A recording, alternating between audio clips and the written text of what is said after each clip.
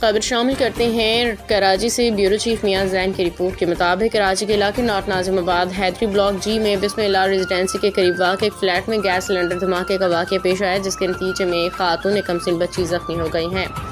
Anne Shahidin के मुताबिक धमाके की आवाज़ दूर दूर तक सुनी गई, जिसके बाद इलाके में खौफ व हिरास फैल गया।